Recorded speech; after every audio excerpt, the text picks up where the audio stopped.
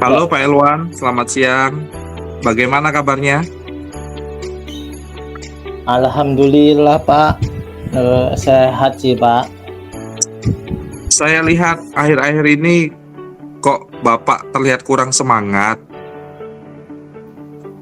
Iya Pak, kelihatan Pak ya, rasa kayak lesu Pak ya.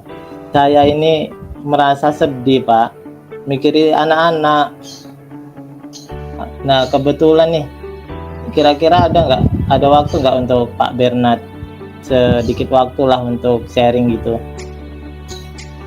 Ada Pak, kebetulan saya sedang jam kosong ini, sekitar 30 menit.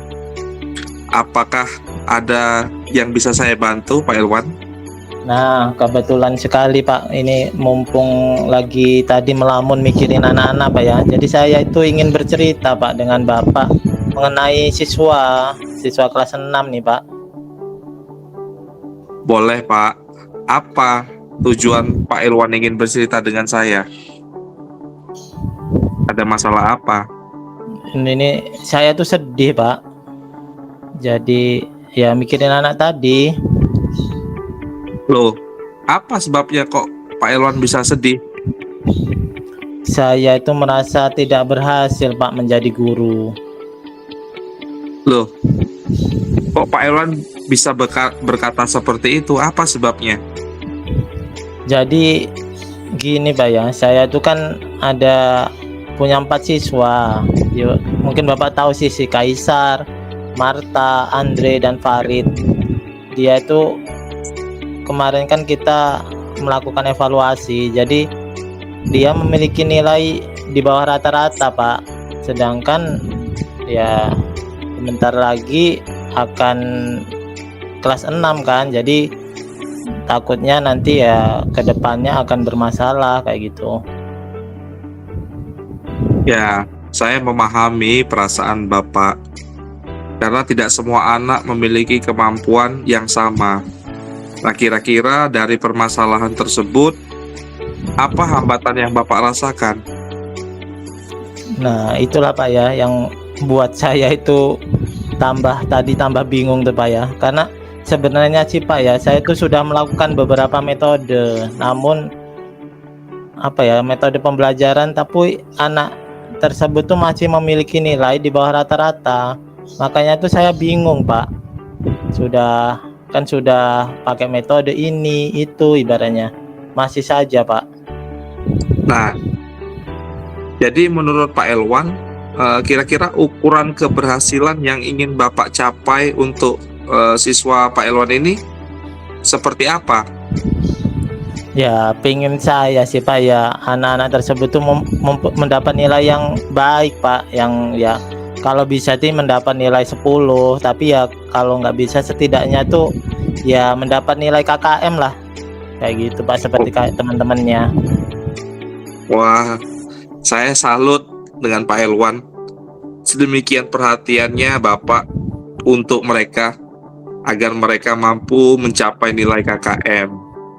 Nah, kira-kira nih Pak Elwan, apa saja kira-kira solusinya yang sudah Bapak lakukan untuk menyelesaikan permasalahan ini?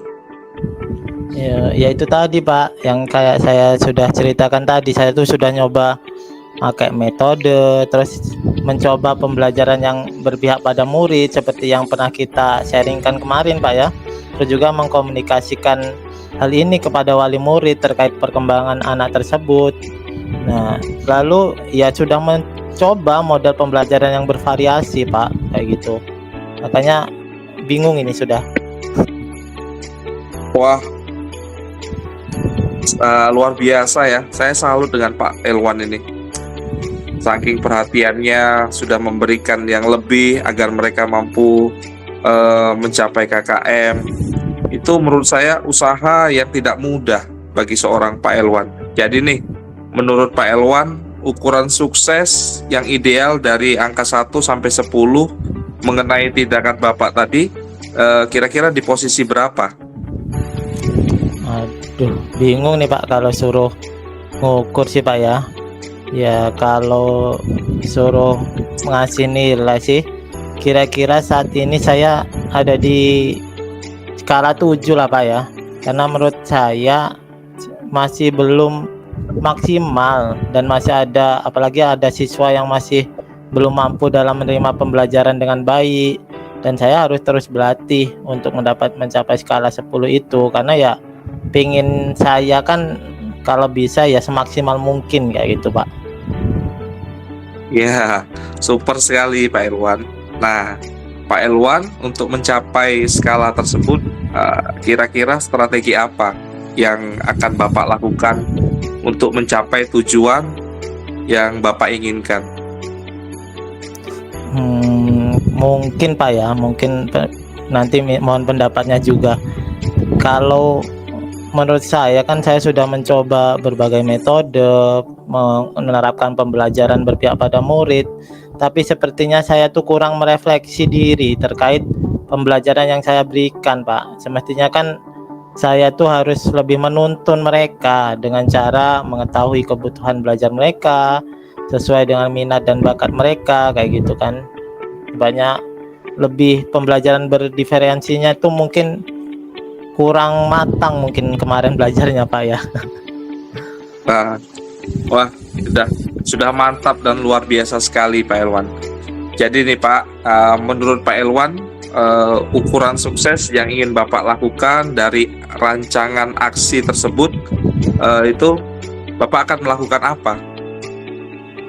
Kalau ukuran sukses sih Pak ya, kalau menurut saya karena saya melihat keempat orang anak itu salah satunya tuh kurang percaya diri Pak. Jadi ya saya tuh menginginkan mereka memiliki kepercayaan diri atas kemampuan yang mereka miliki, karena ya saya yakin mereka berempat tuh sebenarnya bisa dan mampu kayak gitu loh. Jadi dengan dia memiliki kepercayaan diri itu, dia mampu mencapai nilai KKM dan tujuan pembelajaran dapat tercapai Pak. Wah, saya kagum dengan Pak Elwan.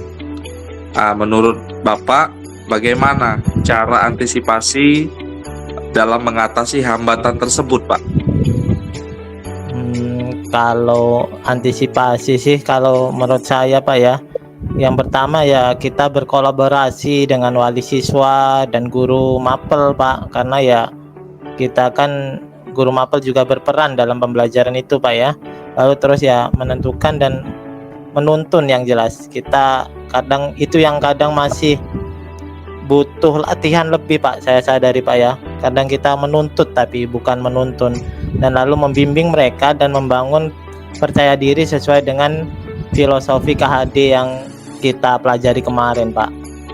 Wah, ya, sungguh hebat dan luar biasa Pak Elwan dalam memimpikan siswa yang berkompetensi, sehingga jadi komitmen yang mau Pak Elwan lakukan menjalankan rencana aksi Pak Elwan seperti apa?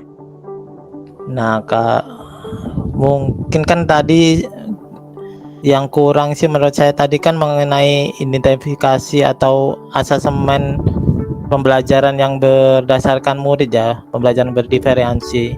Jadi kalau untuk awal ini menurut saya akan melakukan pemetaan berdasarkan kebutuhan belajar murid dulu Pak, dan menerapkan KSE di kelas serta mengimplementasikan pembelajaran yang berdiferensiasi dulu Pak. Ya, Pak Elwan, semoga niat baik yang akan Bapak lakukan memberikan dampak positif bagi mereka. Nah, sekarang kira-kira siapa nih yang dapat membantu Pak Elwan menjalankan komitmen ini? Yang jelas itu Pak, ya dalam pembelajaran itu kan pasti kita butuh kerjasama antar siswa, lalu guru mata pelajaran dan wali murid. Karena kan ya dalam membentuk anak itu kita harus berkolaborasi Pak ya, dari ketiga unsur ataupun stakeholder dari sekolah tersebut. Karena kalau menurut saya, kalau saya sendiri kayaknya tanpa kerjasama dengan pihak lain akan sedikit sulit Pak. Ya, baik Pak Elwan, saya rasa Pak Elwan sudah menemukan solusi sendiri. Saya mengucapkan terima kasih Pak Elwan sudah mempercayakan mau cerita dengan saya. Semoga niat baik Pak Elwan berhasil untuk mendidik, mencetak generasi penerus bangsa. Saya lupa, Baik, Pak. bentar lagi masuk kelas ya, Pak Oh, Elwan. sudah masuk, Pak, ya? Oh, iya iya, Iya. Pak, ya. Makasih, Pak, ya. Sudah nggak terasa nih, Pak, ya. Sudah Iya, nggak terasa. ngobrol santai kita, tapi saya terasa plong, Pak, ya. Pikiran saya yang tadi kayaknya sumpek di pikiran plong dan pengennya langsung jalani tadi, menerapkan apa yang kita obrolkan tadi, pengen saya terapkan langsung. Semoga aja nanti bisa maksimal lah rencana kita, Pak, ya. Terima kasih, Oke, Pak, ya. siap. Oke, terima kasih Silakan. kembali Pak Elwan. Sampai jumpa lagi nanti istirahat ketemu lagi. Oke, Selamat baik, pagi, Pak Terima Elwan. kasih, Pak. Ya. Selamat pagi, Pak.